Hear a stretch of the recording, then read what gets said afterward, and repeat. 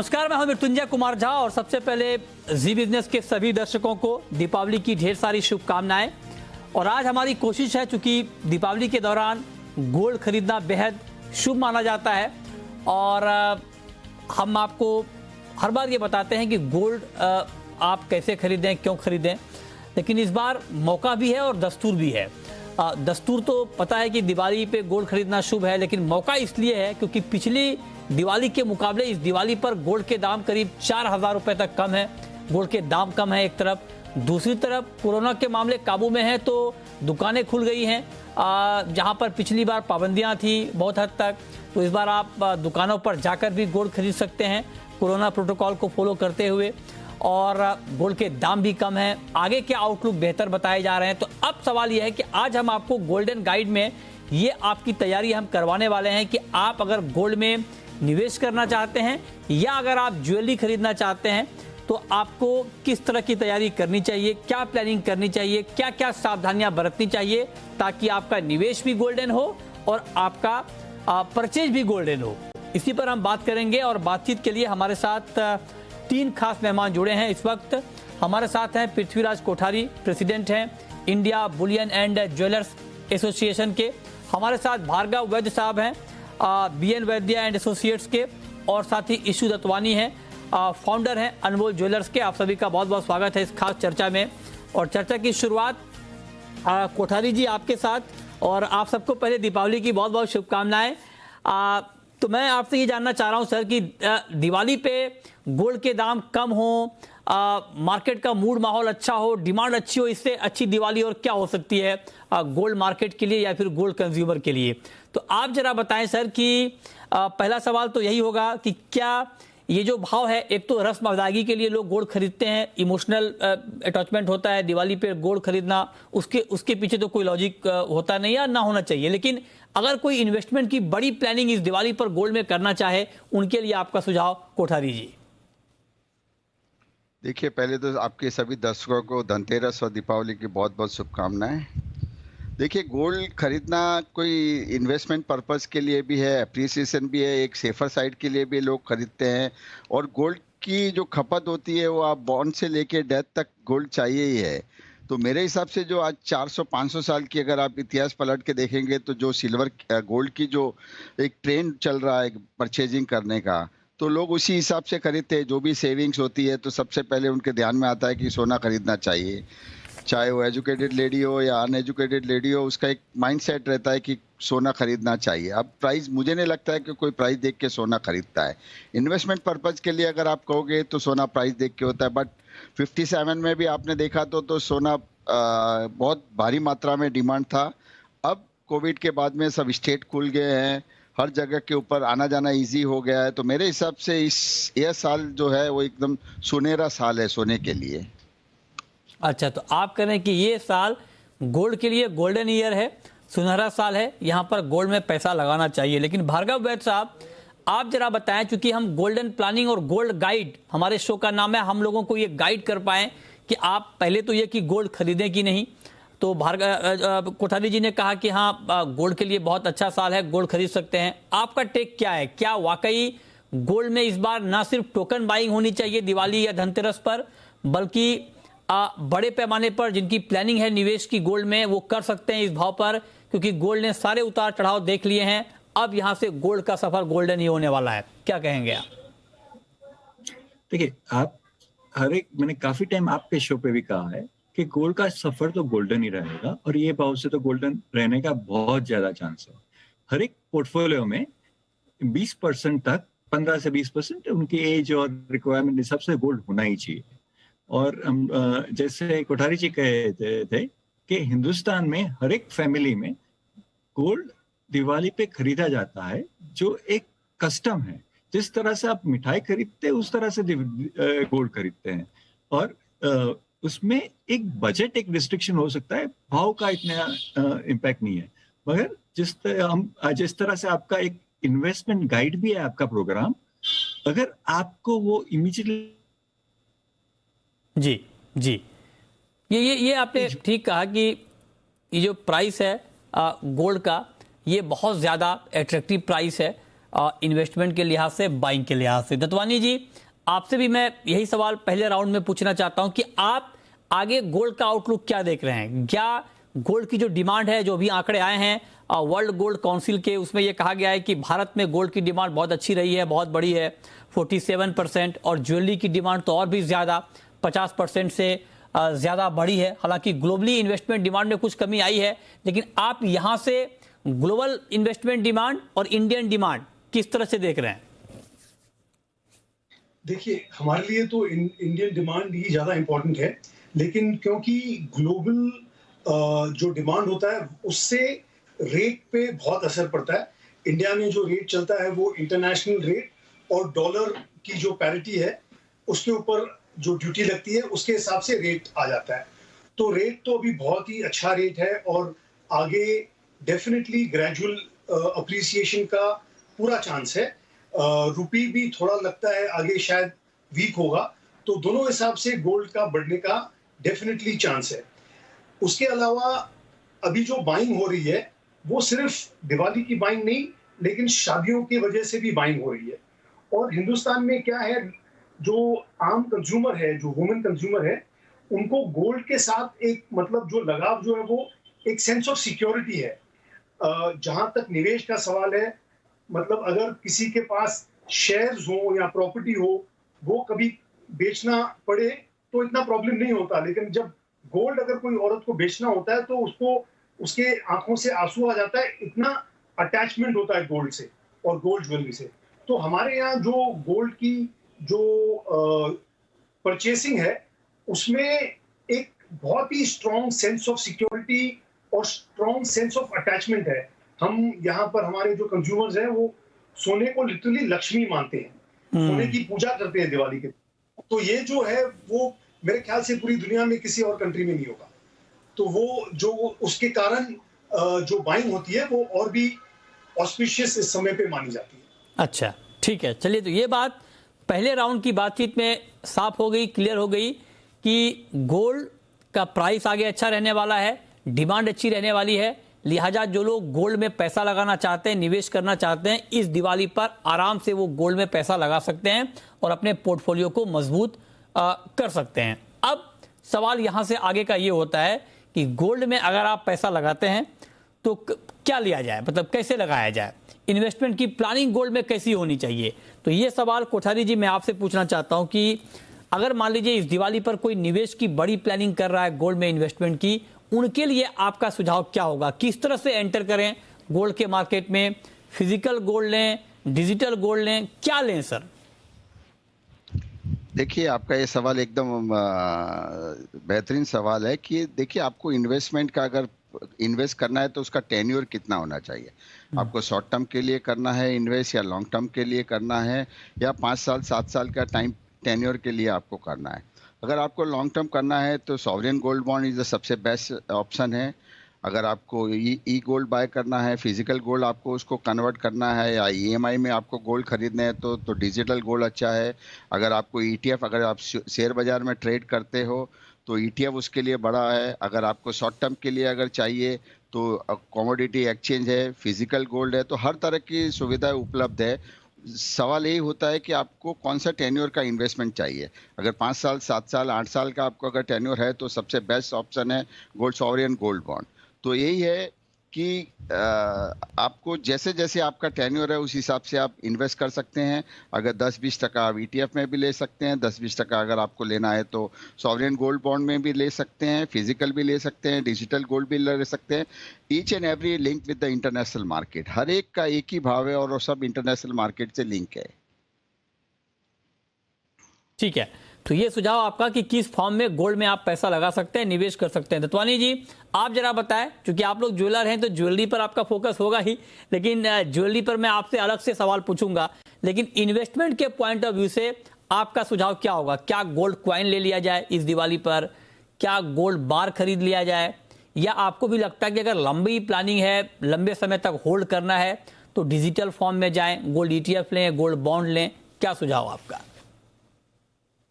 हम तो असली माल पे बिलीव करते हैं, हाथ में सोना होना चाहिए। अच्छा, हम पेपर गोल्ड में बिलीव नहीं करते। हम हमारे क्लाइंट्स को हमेशा बोलते हैं कि सोना आप फिजिकल लो, और अगर ज्वेलरी लो तो और भी अच्छा, क्योंकि आप उसको यूज भी कर सकते हो, और आजकल सब ज्वेलरी हॉलमार्क है, रिटर्न वैल्यू वैसे ही अच्छी होती है, तो आपने यूज भी किया और कभी अगर उसको एक्सचेंज या रिटर्न करना है तो वो भी हो सकता है।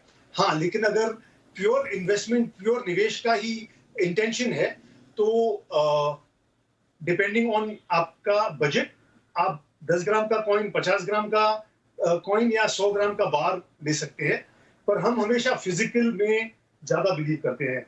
आपके सर के नीचे सोना होना चाहिए, आपके हाथ पे सोना होना। अच्छा, आप फिजिकल गोल्ड में, देखिए ये बात तो ठीक है आपकी कि हालांकि जो इंडियन कंज्यूमर हैं, खास करके जो महिलाएं हैं, जब तक वो गोल्ड अपने हाथ में देख नहीं लेती हैं उनको संतुष्टि नहीं मिलती है। लेकिन आप जब ये कह रहे हैं कि ठीक है, जो ज्वेलरी जो लोग खरीदना चाहते हैं उनके लिए तो ठीक है, लेकिन आप कह रहे हैं कि ज्वेलरी को क्या इन्वेस्टमेंट के तौर पर देखा जाना चाहिए, क्योंकि आप लोग तो इतना ज़्यादा मेकिंग चार्ज ले लेते हैं कि जब दोबारा कोई बेचने जाएगा तो मेकिंग चार्ज में ही सारा प्रॉफिट मिक्स हो जाएगा।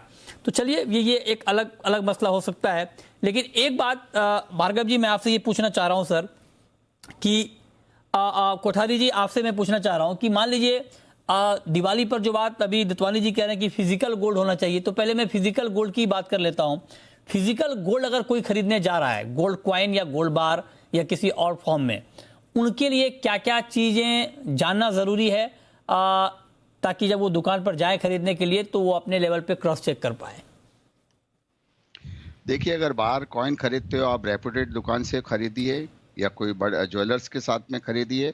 और प्लस है कि आज की डेट में प्राइस हर जगह पे अवेलेबल, इजी अवेलेबल रहता है। आपको प्राइस का एक बेसिक थोड़ा नॉलेज होना चाहिए कि प्राइस क्या चल रहा है, और प्लस जो मार्किंग होती है वो होती है। और सबसे बेस्ट बात बोलता हूँ कि आपको बिल में माल खरीदना चाहिए। अगर आप बिल में माल खरीदते हो तो कहीं भी किसी भी प्रकार की आपको कहीं से भी कोई गुंजाइश चीटिंग की नहीं हो सकती है, उसमें इनप्योर माल आए उसकी कोई गुंजाइश नहीं हो सकती है। मेरे हिसाब से बिल में माल लीजिए, प्लस रेपुटेड ज्वेलर्स या दुकान से लीजिए, और आप प्योरिटी उसको चेक करके लीजिए, 995 है या 999 है, उसके हिसाब से आप उसको पेमेंट दीजिए। और प्राइस आप देख के चलिए कि प्राइस क्या चल रहा है। और प्राइस आज की डेट में हर जगह पे अवेलेबल है। हम इब्जा में भी मिस कॉल पे प्राइस देते हैं कि आज ये प्राइस 999 का चल रहा है, 995 का चल रहा है। उस हिसाब से आप उसके ऊपर क्या लेता है। अब 48,000, 49,000, 50,000 का भाव में कोई आपको 45,000 में देगा तो नो डाउट ये आपके साथ में कहीं ना कहीं वो चल कर रहा है। तो यही है कि आप रेपुटेड दुकान से लीजिए और बिल से माल लीजिए। भार्गव जी, अब आप जरा बताएं सर कि फिजिकल गोल्ड लेने में, अगर अभी हमने गोल्ड क्वाइन, गोल्ड बार की बात की, बहुत सारे लोग फिजिकल गोल्ड लेते हैं, तो आप जरा बताएं कि जैसे मान लीजिए कोई गोल्ड बार खरीद रहा है या गोल्ड क्वाइन खरीद रहा है, क्या उसमें मेकिंग चार्ज बिल्कुल नहीं लिया जाता है? और अगर कोई ज्वेलर ऐसा बोलता है कि नहीं मेकिंग चार्ज देना होगा, तो वहां पर काउंटर करना चाहिए कि नहीं, इस पर क्यों ले रहे हैं मेकिंग चार्ज? उसका क्या प्रोसेस है सर? देखिए, नॉर्मल बाजार में मेकिंग चार्ज होना ही चाहिए। अच्छा, कोई भी कहे मेकिंग चार्ज नहीं ले रहा है तो वो थोड़ा अलग है। हाँ, कितना? वो हो सकता है कि वो जरा ऑड लग रहा है। कभी कभी ऐसा हो सकता है कि किसी आदमी के पास पुराना स्टॉक है या अपने मार्केटिंग कॉस्टिंग में वो चीज लोड करके अच्छा, कह रहा हो कि आप कितना लेंगे तो मैं मेकिंग चार्ज नहीं लेना चाहता हूँ कि बाद में आप मेरे पास फिर से आए, just to get you in. बाकी कोई भी चीज में जब भी आप लेते हैं 12.5 किलो के बार के नीचे तो थोड़ा मेकिंग चार्ज होना ही चाहिए। वो 1 किलो का बार हो, 100 ग्राम कितना का बार सर? हो, मतलब भार्गव जी कितना? जैसे मान लीजिए मैं गोल्ड क्वाइन ले रहा हूं या गोल्ड बार ले रहा हूं, तो मेकिंग चार्ज क्या होगा compare to jewellery? Compare to jewellery making charge gold coin में और बार में समझ लीजिए कि वो 5% भी नहीं होगा, उससे भी कम होगा शायद। अच्छा। एकदम कॉम्प्लिकेटेड ज्वेलरी लगे तो उसका 1% होगा। हाँ, और कुछ एकदम सिंपल ज्वेलरी होगा तो उसके 10% होगा। अच्छा। तो मेकिंग चार्ज काफी कम करते हैं कॉइन में। अच्छा, ठीक है। तो ये बात हो गई कि आप कह रहे हैं मेकिंग चार्ज बहुत कम होता है। तो अगर आप इन्वेस्टमेंट के पॉइंट ऑफ व्यू से ले रहे हैं तो आप गोल्ड क्वाइन या गोल्ड बार ले सकते हैं। लेकिन जो लोग ज्वेलरी खरीदेंगे, दत्वानी जी, ज्वेलरी खरीदने में क्या क्या सावधानी बरतना जरूरी है? क्योंकि कई बार लोग जाते हैं, भीड़ भाड़ होती है दुकानों पर दिवाली के दौरान, धनतेरस के दौरान, बहुत ज्यादा क्रॉस चेक नहीं कर पाते हैं। 2-3 ऐसी बातें आप बता दें जिसको फटाफट हम देखकर समझ जाएं कि जो मैं ज्वेलरी खरीद रहा हूं वो ठीक ज्वेलरी खरीद रहा हूं। जी, तो पहले मैं कॉइन्स के बारे में बात करूंगा ब्रीफली। तो हमारे यहाँ जो 100 ग्राम के ऊपर कॉइन होते हैं उसमें हमारी बेयरली 1% प्रीमियम होता है, और जो छोटे कॉइन्स होते हैं 5 ग्राम 10 ग्राम, उसमें 2, 2.5, 3% ऐसा प्रीमियम होता है। तो बहुत ज्यादा नहीं, बहुत ही कॉम्पिटिटिव प्राइस। आजकल सब लोग बहुत कंपटीशन कर रहे हैं, तो बहुत नॉमिनल प्रीमियम्स होते हैं। जहां तक ज्वेलरी का सवाल है, बहुत इंपॉर्टेंट है कि पहले तो हॉलमार्क ज्वेलरी ही खरीदें, पॉइंट नंबर 1।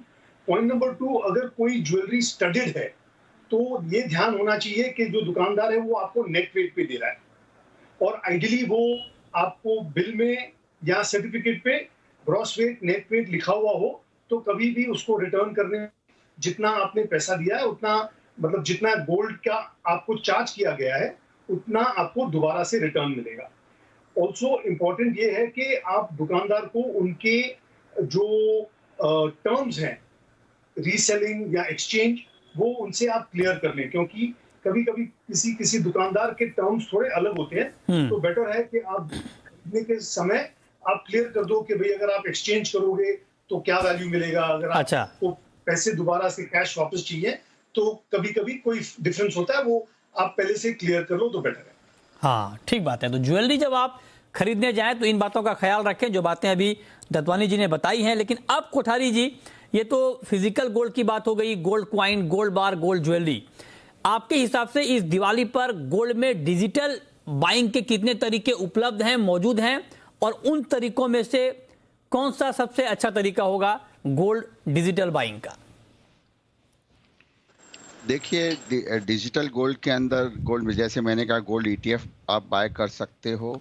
उसके बाद में डिजिटल गोल्ड आप बाय कर सकते हो ऑनलाइन, और EMI में भी आप गोल्ड बाय कर सकते हो। ये आपको रियल टाइम रियल प्राइस के भाव से मिलता है। जो प्राइस किलो बार के होते हैं उसी प्राइस पे आपको 1 ग्राम 10 ग्राम 20 ग्राम सोना मिलता है। आप अगर EMI में खरीदते हो तो उसी प्राइस पे मिलता है। अगर आप कॉइन खरीदते हो तो उसमें भी बहुत सी स्कीमें अवेलेबल है, जैसे गोल्ड के अंदर आप जितने ग्राम सोना खरीदते हो 5 ग्राम के उतनी चांदी आपको फ्री में है। बट आपको अगर आप गोल्ड खरीदते हो, डिजिटल गोल्ड खरीदते हो, तो आपको रियल टाइम रियल प्राइस के ऊपर गोल्ड मिलता है। अगर $2 डाउन होता है तो आपको उसमें भी इफेक्ट आएगा कि $2 डाउन में आपको माल मिल रहा है। मतलब प्राइस एक जगह पे रुका हुआ नहीं है। और आपको उसके अंदर 24 कैरेट के प्राइस के ऊपर मैक्सिमम अगर 10 ग्राम का आप गोल्ड लेते हो तो 200-300 रुपये मेकिंग चार्जेस उसमें लगता है। आपको डिलीवरी चाहिए तो आपको घर तक डिलीवरी मिलती है, जिसमें सिर्फ आपको डिलीवरी के चार्जेस आपको पे करने पड़ते हैं। तो इस हिसाब से हर चीज़ अवेलेबल है ऑनलाइन से लोग खरीदते हैं, और हर पोर्टल के ऊपर आज की डेट में अवेलेबल है। गोल्ड है, डिजिटल गोल्ड है, EMI गोल्ड है, ETF गोल्ड है। हर तरह से निवेश करने के साधन है, और जिसके अंदर आपको प्योरिटी की भी गारंटी होती है और प्राइस की भी गारंटी होती है। राइट, चलिए, तो ये तरीके हो गए कि फिजिकल बाइंग आपको कैसे करनी है, डिजिटल बाइंग कैसे करनी है। अब आखिरी राउंड है, बिल्कुल रैपिड फायर राउंड करते हैं। और शुरुआत भार्गव जी आपसे कर रहा हूं कि हमने गोल्ड डिमांड की बात कर ली, आउटलुक की बात कर ली, क्या खरीदना है, कैसे खरीदना है, कब खरीदना है, इसकी बात कर ली। अब प्राइस की बात कर लेते हैं सर। एक लाइन में आपका जवाब, अगली दिवाली पर हम गोल्ड का प्राइस क्या देख सकते हैं? 51,000। दत्वानी जी, आपका target next Diwali gold price का? मेरे हिसाब से यहाँ से 10% आप 10% जो आज का प्राइस है उससे 4-5 हजार रुपये ऊपर। ओके, तो मतलब 52-53 हजार का टारगेट आपका है अगली दिवाली का। आपका सर पृथ्वीराज जी? मेरे हिसाब से भी 52,000-53 हजार रुपये आराम से हो जाएगा क्रॉस। ओके, तो मतलब सारे एक्सपर्ट, इक्विटी मार्केट, जी बोले सर, कंटिन्यू करें। मार्केट पे अगर इफेक्ट आता है तो अपना रूपी डेप्रिशिएट हो जाएगा, उस हिसाब से गोल्ड पे काफी जल्दी इफेक्ट आ जाएगा। तो मतलब सारे एक्सपर्ट इस बात को लेकर सहमत हैं कि अगली दिवाली तक आपको 50,000 से ऊपर का, थोड़ा बहुत टारगेट में अंतर है, लेकिन 52-53 हजार का एक रेंज आप मानकर चल सकते हैं कि आपको गोल्ड का अगली दिवाली तक दिख सकता है। तो मोटा मोटी 10% के आसपास का रिटर्न आपको गोल्ड में मिल सकता है। नॉट बैड, क्योंकि आप बैंक में जाएंगे FD में तो वहाँ पर 5% के आसपास ही है, तो वहाँ से डबल मुनाफा। लेकिन हाँ, गोल्ड जब आप लेते हैं तो ये इन्वेस्टमेंट के लिए अच्छा माना जाता है। सेफ भी है, सेफ इसलिए कि यहाँ पर आपका रिस्क बहुत कम होता है। सारे उतार चढ़ाव गोल्ड ने देख लिए हैं, लेकिन जब भी आप गोल्ड खरीदें फिजिकल फॉर्म में या डिजिटल फॉर्म में, जो सावधानियां आपको बताई गई हैं एक्सपर्ट की तरफ से, उनका ख्याल रखें, उनका ध्यान रखें। बहुत बहुत शुक्रिया भार्गव जी आपका, पृथ्वीराज जी आपका, और इशू दत्वानी जी आपका हमारे साथ इस खास चर्चा में जुड़ने के लिए और बताने के लिए कि गोल्ड खरीदने की प्लानिंग आपकी कैसी होनी चाहिए।